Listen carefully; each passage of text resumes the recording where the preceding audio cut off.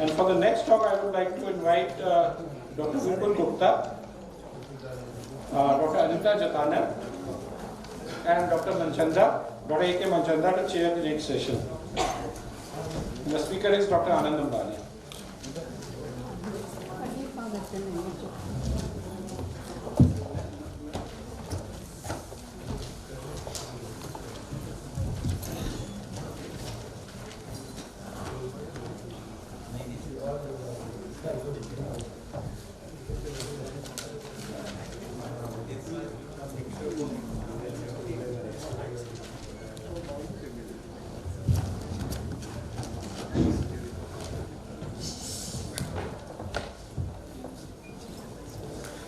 Welcome everybody.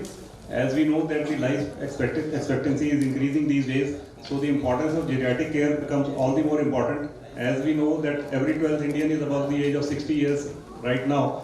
So there are so many things which we need to know about the geriatric care, which is most often a neglected subject amongst the physicians. So let's today know about the more about the geriatric care from Dr. Anand P. Ambali, who is Professor of Medicine and specialized in geriatric medicine. He is a Fellow Geriatric Society of India and many other accolades to his name. Now, Dr. Anand P. Ambali, please. Respected chairpersons, thank you for those kind words. Respected senior faculty members in this August gathering, and my dear friends, a very good afternoon to all of you. I at the outset thanks and congratulate Dr. P. Sharma sir and his team for inviting me to share my views on ABC of geriatric medicine. I bring greetings to you from Sri B.M. Patil Medical College Hospital and Research Center, which is the Deemed University. We have a geriatric clinic, the third in the North Karnataka, and it was started way back in 2007, and we are running every Wednesday at this university building. We also have a dementia clinic, we have immunization clinic from our services to the older people. So next 15 to 20 minutes, I think I should be able to tell all the clinicians here and the budding clinicians and the nursing students should know that when you approach an old man, 60 plus, what you are supposed to have in your mind, how you are going to approach. It is not like we treat the adults or children that you just take these tablets and go home. When we approach an older person, we need to have a comprehensive beginning, and keeping that a 60-year-old man today is going to survive 17 more years. So this added life, the bonus life that he is going to get, should be healthy from not only from health point of view, also from social and psychological aspects of his life. So in this context, I like to share my views on contents of ABC of geriatric medicine and gerontology. So at the end of my talk, we should be able to know how to promote active aging. We should be able to reduce the disabilities in a given old man. The most important thing is maintaining the quality of life. If you are seeing Dr. Nagesh Kavi sir today here in this August gathering, it speaks enormous of his quality of life, his successful aging. I am sorry sir, without your permission I am taking your name, but you are an inspiration for all of us. And it doesn't end only the providing the good health. We are also responsible for providing a dignified death to the older people. That is very, very important, and the role of nurses plays a vital role in this session. Now, the A in the ABC stands for the approach. The approach to the older person is not as same as we approach the young adults or the children, because when the old man comes to the hospital, first he is reluctant to come to the hospital, and still if he is brought to the hospital, he has many fears to be addressed. He thinks that moment I go to hospital, they will admit me, they will keep in the ICU, they will put in the room and lock me somewhere and put all the cables on my chest and make me immobile in the hospital. With that concept, most of the people, they come to hospital. It is our duty to ensure that we give counseling to them that we are going to a stepwise treatment for you, depends upon what the way he comes. It is found that the older people fear disability more than the death. They accept the death. Let the death come tomorrow, I am ready sir, but I don't want to be bedridden. I don't want to be disabled in my life. I don't want to be differently abled in my life. That is the main the pinch that in the older people we come across. They live with multiple diseases, and that itself is an art. The diseases like hypertension, diabetes starts at the age of 50 and its complication starts at the age of 65, 70. So they live with multiple comorbid conditions. Hence, a multidimensional approach presentation with a multimorbidity often requires a multidisciplinary team. So a geriatric care cannot be provided by a single person, it needs a teamwork. And atypical presentation, late presentation and silent presentations are very, very common in the older age group. So when we approach, we look the older people from physical point of view, psychological point of view, social aspects in his life, as well as the spiritual aspect of his life. We should also know who is his caregiver and what is his economic status and what all he can adopt in his future life as far as quality of life is concerned. So we have certain scales for assessing their activity of daily living. So these are many scales which have been given by the Western countries. In my clinical practice, I just asked the old man, how did you reach my hospital or my clinic? He says, I just came by cycle. I drove my two-wheeler. I came by bus. So that itself tells that he is physically, mentally, socially, he is very active. So you don't have to waste time in assessing, doing an activity of daily living and asking him how you bath and all those things. So there are scales available for the budding doctors and the researchers that you have to justify using them. Lot has been talked upon the depression and dementia yesterday. Now B in the ABC stands for behavior. So how the older people behave with the disease and how the disease in the older people behave. An older man, if has a swelling anywhere of the body, the first thing comes to his mind is it a cancer? Is it a cancer? So irrespective of all the investigations done, our ulcer is there, he is awaiting the doctor to say that it is not a cancer. Even if you say that this is a normal thing, but he expects you to tell that this is not a cancer. So that is how the older people behave when they will develop a disease or a swelling of the body. And acute diseases drastically reduce the quality of life in older people. If he is moving around and develops pneumonia tomorrow, or he becomes delirious, he falls and he becomes bedridden. So acute disease in the older person should never be postponed. If an old man has come with fever today, admit him or evaluate him properly, thoroughly, so that you prevent a disability in him. And the older people have acceptance attitudes towards the chronic disease. We have to respect it. So most of the older people have positive attitude. Take care, today I had developed knee joint. Okay sir, I live with it. You have developed hypertension. Okay sir, I have to live with it. Okay, diabetes, hypertension, ischemic heart disease. They start living with it. They start living with it because these are the friends of their old age. And most of the people, they keep asking, why me? Sir, I didn't smoke any time. I didn't drink alcohol. But why the God is giving the disease to me? So these apprehensions we need to address, and most of the time, even if they fall in the home or they fall on the roadside, they just blame it on the age. Buddha ho gaya hu, I am losing strength, I fall. But that is not the thing we should know. The third important thing in geriatric practice is communication. The whole success of your treatment depends upon how best you communicate with them. Ensure that they listen to you. If they are using hearing aids, make sure that they are using hearing aids. If they are short of hearing, always face the older people and talk, so that they have a unique habit of lip reading. The older people are so smart that they can do a lip reading what you are talking, and avoid distractors. When you are talking to the old man, never use your mobile phones or talk to other persons. Avoid distractors when they do. The best communication in the older person is listen. To listen to them, listen their issues, listen their problems. Of course, there is a solution for that. And most importantly, they keep repeating the symptoms. You need a lot of patience when you handle an older man in a clinic. They keep on repeating the symptoms. They go on telling the same thing on and off by the time they leave your chamber. So communication lies an important factor in your clinical practice. Another C stands for caregivers. The caregivers are the most important family members who can help the older people live a better life. So always respect the caregivers. In Indian, we see many clinicians, they scold the caregivers. Oh, why did you bring him late? Why, I told you to bring him yesterday. You are coming after 4 days. Why is this happening? Please never scold the caregivers, because they have their own issues. Many of the Indian women in our scenario, they are in the sandwich generation. They are taking care of two generations, one in the older people and other children. So they have their own priorities, and they have their jobs, and they just can't leave everything and for one care. Sometimes they do have problems and issues, we need to address them, and they are in the burnt out stage, we need to think of them. So always try to understand even the caregivers, because again the success of your treatment depends upon the caregivers. So the youngsters sitting here in this audience should know this, whether you are taking care of responsibility of the old man or the young children. It is the stroller or the weaker, we are responsible for taking care. The D for drugs.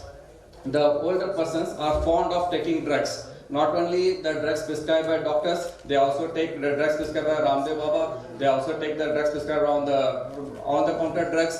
And the typical habit of the older people is, when they meet in the walking club in the morning, they share their drugs.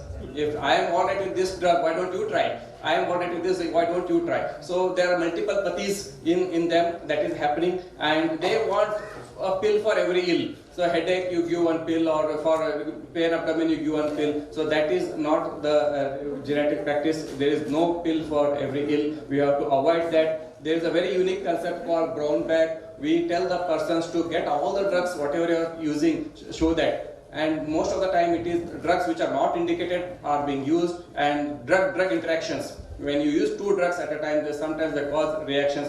That should not be used. And all the clinicians must know what is the stop, start and BS criteria, so that we can avoid drug-induced problem. Okay. Then E for end of life care. So I told you in the beginning, the moment we come in a contact with the older person at any age above 60, we should think of all these things.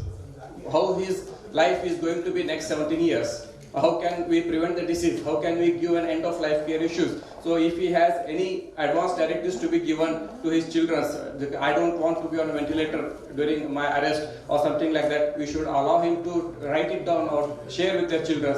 And earlier what we are calling was do not resuscitate has now been changed to allow natural death. If he is willing to that, we come across many older people saying, please don't put me on ventilator machine. Please don't put me on a machine in my last days. Let me die peacefully. So sometimes we have to respect them.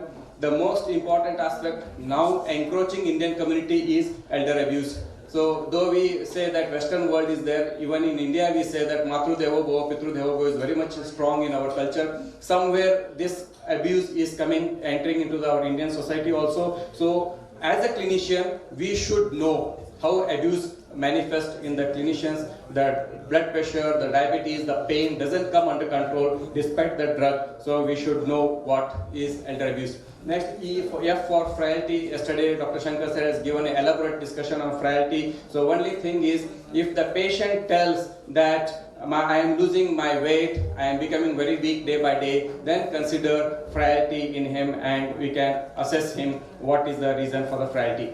The most important part of geriatric practice is we should all be aware of what is called as geriatric giants. So immobility, instability, incontinence, confusion, and now all these 5, they are written in blue, were described by ISACS way back in 1992. But now because of number of consultants older man seeks, he goes for cardiologist, he goes for endocrinologist, he goes for neurologist, he goes for orthopedic surgeons. By the time he comes to you, he has the multiple drugs. So most of the times drug-induced problems are seen in the older people. So any of these giants can produce a challenge for the clinicians to make a diagnosis.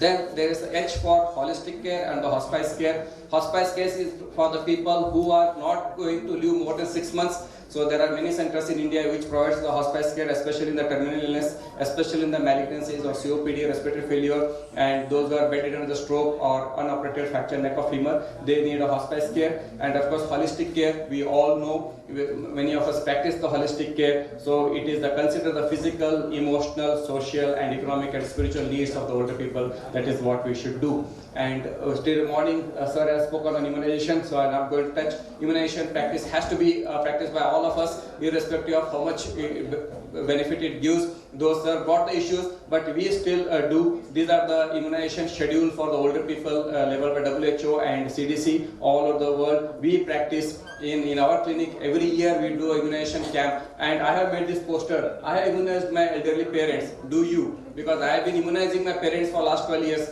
and we are now doing camps for the older people. And this poster has catched many youngsters that, sir, I want to immunize my parents. So what is the thing to be done? They come and ask. So at least we are creating creating awareness and immunizing the parents. These are the camps we do for the older people in our hospital. Last year we organized the World Immunization Week, especially for the doctors of our university hospital, and all the senior doctors came and got operated. Now L for long-term care and lifestyle modification. Long-term care is very important for the older people. Especially the daughter-in-law has the burnt out of this problem. She has to take care, or a daughter, she has to take care of mother who is bedridden, or who needs a help in eating or doing the day-to-day activities like bathing or dressing or toileting. If they need assistance for any of these issues in their family, in their home, they need a long-term care. They need long-term care. So one has to be ready, prepared. Any one of us may be doing this work in near future in our home. And coming to lifestyle modification, this is for youngsters. So what is that? Live lift. Whenever there is an escalator, please don't go for that. Go for a stairs, lift fit and live fit. So this is a message all of us should know. And in older people, amongst all exercises, walking is the best exercise. And they cannot deny also. Walking, they just have to go out of the house. So no matter what comorbidities they are having, walking is the best exercise they can do, and it provides calcium and provides gait improvement. So many advantages are there for walking. Now coming to the multimorbidity, young for multimorbidity. So an old person, when comes to you, he has not only the medical disease like hypertension, diabetes, obesity, osteoarthritis, anemia, hypothyroidism, ischemic heart disease. There are so many medical conditions a person can have. Apart from that, he can have a social, economic and psychological comorbidities, which all us has to know it and treat accordingly. Then at our clinic we also promote the organ donation and body donation for the older people. We have many people who have themselves donated their body now. After death they are going to donate their body. So they come with the pride that I am a body donor, and they keep telling us. So we also organize organ donation day for the older people so that they get motivated. Now P for palliative care. So we are going to have a talk from Sir Lingegoda sir on that. So what I want to highlight is, earlier palliative care was synonymous with malignancy. Now in geriatric practice, we also consider palliative care for chronic obstructive pulmonary disease, also Alzheimer's disease. And now coming to the R, rehabilitation and the respite care. So I hope all of you agree with this photograph. It speaks enormous on rehabilitation, where we go ahead. And respite care is also known as the short-term care for the caregivers. If you have an old man in home who is bedridden or needs care, and you are going or planning for a holidays, you can ensure that this old man is admitted in the respite care for 3 days. Again, when you come back from attending the marriage function or social gathering, you can again take them back to their home. So that produces a respite for caregivers. And coming to the S, screening and surgery. A lot of diseases should be screened in the older people, like diabetes, hypertension, eyes, ear, nose and dental checkup mandatory for all the older people at least once in a year, and we should allow them to go for surgery too. Yesterday it was stopped, pre-operative assessment. Then coming to utility aids, we all should know which utility aids fits for the older person. We should never deny them from having exposed to these utility aids. They should have an access to hearing aids, spectacles and tripods and all those things. Now the most important and the last aspect of geriatric practice is weak link. This is very important in geriatric practice, especially for the clinicians and the nursing staff. Weak links means if there is a disease in one organ, it prevents the appearance of another disease. Now suppose patient is having severe osteoarthritis of the knee, and he will never complain of breathlessness because he is not at all walking, or is walking very nominal steps. So the breathlessness or the MI, heart attack or angina will never be described because he has a weak because of the joint pain which is not moving around. So that produces a lot of complications that we call as a weak link, and that should be kept in mind when we treat the older persons.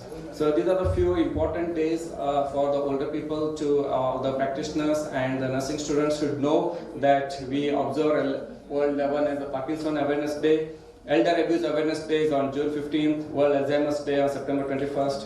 October 1st is International Day for Older People, and every October 2nd Saturday we observe Palliative Care and Hospice Day, and November 12th is the Pneumonia Day. So on these days we can create or conduct an awareness camps for the older people so that we can give them better awareness about the disease. So the ABC, the starts with the A and ends with the W, but it has to be coordinated in various modalities of treatment in any given person. Okay, so we should not wait for the person to grow old or develop a disease to start the treatment. It should be kept in mind the day we come. So the best geriatric practice is the clinician should know when not to treat. Just an irregular pulse should not be treated unless it doesn't have a symptom. Drugs that should be better avoided in elderly. It's a very, very important. The message should be very clear. A pill for every ill is not suitable for geriatric practice. And I request all the clinicians wholeheartedly here, sitting here, please say no to ageism. Please don't deny any mode of management for the older people, and please don't say that you are old. No, please don't. Please say no to ageism and let our older people live healthily, and make your geriatric clinics geriatric friendly. They should have easy access to your clinic and they should not fall. And of all, A to Z is provided by team, and the team works. Team works. Okay. Thank you all for your patience hearing.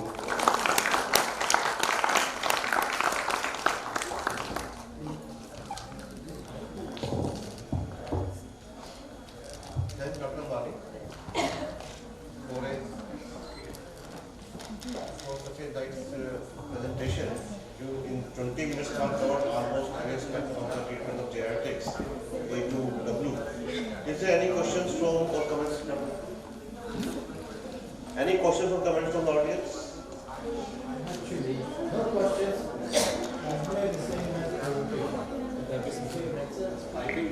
So for that we give a standing ovation to Dr. Ambali. Our youngest professor of geriatrics, Dr. Anand Ambali.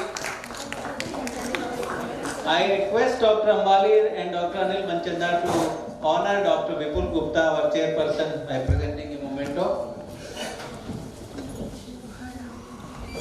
Thank you very much. Please be seated now. Yes, sir. Any effort is going on for the immunization for the elderly from the government of India or any state governments? Am I allowed to answer? Yeah, please. Sir, till date, there is no effort from Government of India.